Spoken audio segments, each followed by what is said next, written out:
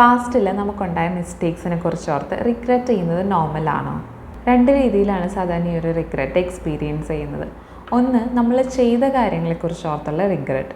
ഇതിനെ regret about the action path എന്നാണ് പറയുന്നത്.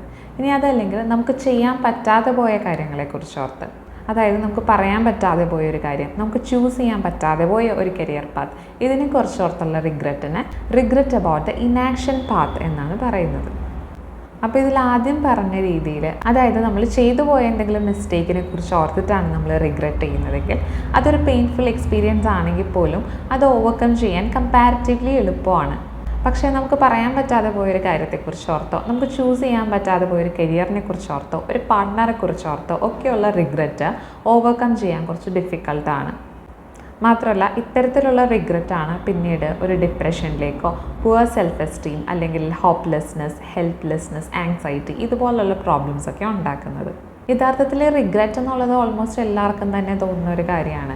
പക്ഷേ നമുക്ക് പാസ്റ്റിലുള്ള മിസ്റ്റേക്സിനെ കുറിച്ച് ഓർത്ത് ഫ്രീക്വൻ്റ്ലി ഇങ്ങനെ റിഗ്രറ്റ് ചെയ്യേണ്ടി വരുന്നുണ്ട്. അതല്ലെങ്കിൽ നമുക്കതിനെ ഓവർകം ചെയ്യാൻ പറ്റുന്നില്ല, അല്ലെങ്കിൽ നമുക്കിപ്പോൾ ഡിസിഷൻ എടുക്കാൻ തന്നെ ഇതോർത്ത് പേടിയാണ്. അപ്പോൾ ഇത്തരത്തിലുള്ള എന്തെങ്കിലും ഡിഫിക്കൽട്ടീസ് നിങ്ങൾക്കുണ്ടെങ്കിൽ ഇത് ഓവർകം ചെയ്യുക എന്നുള്ളത് ഇമ്പോർട്ടൻ്റ് ആണ്.